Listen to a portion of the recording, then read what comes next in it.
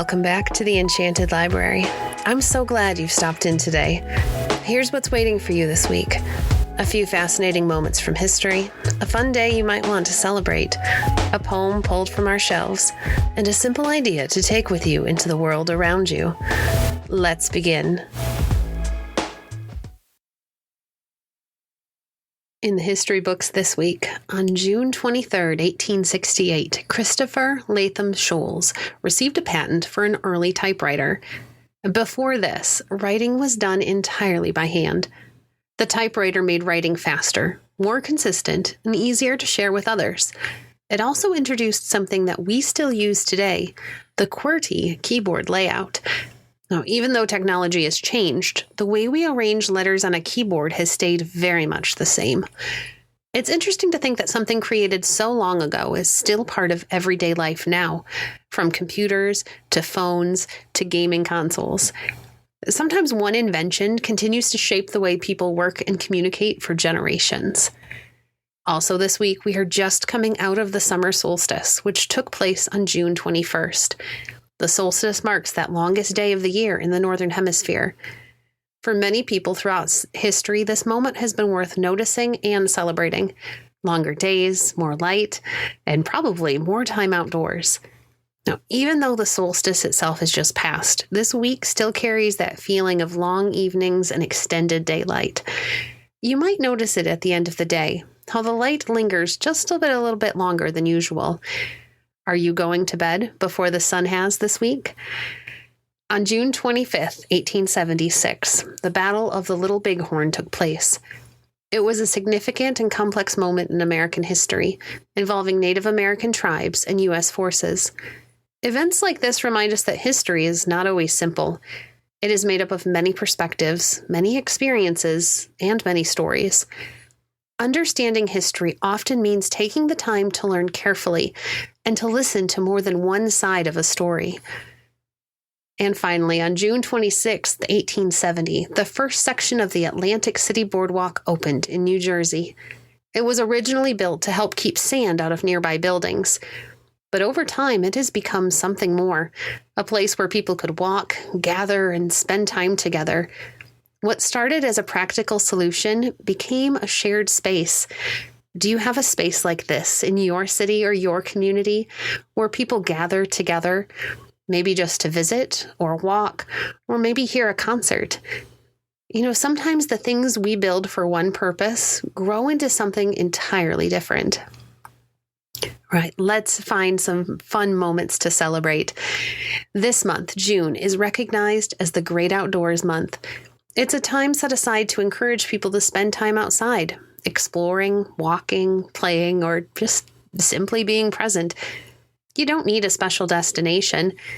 Even a few minutes outdoors can feel different when you slow down and notice where you are. In our family, we like to take our schoolwork outside. We like to eat outside. I like to drink my coffee outside. Whenever the weather is nice enough, you'll find us outside, and it really does make a difference, even those normal everyday things. Also, June 29th is National Camera Day.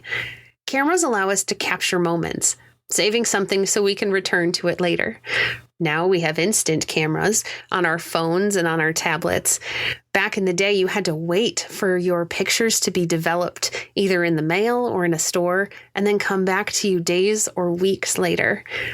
Now, if you have access to a camera, either an actual camera with film or digital, or maybe just the camera on a phone or a tablet, maybe try taking some pictures on June 29th. What would you choose to capture? Maybe a place, a moment, maybe something small that others might overlook, that you can tell the story through your camera. Sometimes deciding what to notice is just as important as capturing it. Now, let's pull something off the shelf to read. Today's poem is The Tyger by William Blake. If you'd like to read along later, you can find it on the Poetry Foundation website. Tyger, Tyger, burning bright in the forests of the night, what immortal hand or eye could frame thy fearful symmetry? In what distant deeps or skies burnt the fire of thine eyes? On what wings dare he aspire? What the hand dares seize the fire? And what shoulder and what art could twist the sinews of thy heart? And when thy heart began to beat, what dread hand and what dread feet? What the hammer, what the chain, in what furnace was thy brain? What the anvil, what dreadful grasp, dare its deadly terrors clasp? When the stars threw down their spears, and watered heaven with their tears, did he smile his work to see? Did he who made the lamb make thee? Tyger, Tyger, burning bright, in the forests of the night, what immortal hand or eye dare frame thy fearful symmetry? Here's our nature activity this week. Let's call it a texture compare hunt. Look for something rough and something smooth. If you're outside, you might find rough tree bark and then a smooth stone nearby. You might notice grass that feels soft and a sidewalk that feels firm and even. Take a moment to touch each one. Just make sure that it is something safe to touch. Observe how these things feel different. Does one feel warmer or cooler? Is one easier to hold, or is there one more interesting to touch? Now, if you're with your family or friends, each person can find their own pair of items, different in some way, and compare what you found with each other. And if you're indoors, you can still do this. Look for textures around you: fabric, wood, paper, carpet, even the surface of a table. Sometimes the things we feel can tell us just as much as the things we see. Maybe close your eyes and feel the texture of some items that someone else found. Does it look different in your mind than when you open your eyes? Well, that's it for us this week. I hope you'll come back and join us next week on Monday. Thank you for joining us today. If you enjoyed today's episode, please leave a review on your favorite podcast platform and share our podcast with a friend.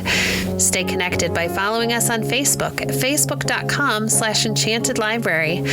If you'd like to support the work we do, you can visit our Patreon page at www.patreon.com/Enchanted Library. We appreciate your support. Until next time, friends, happy reading.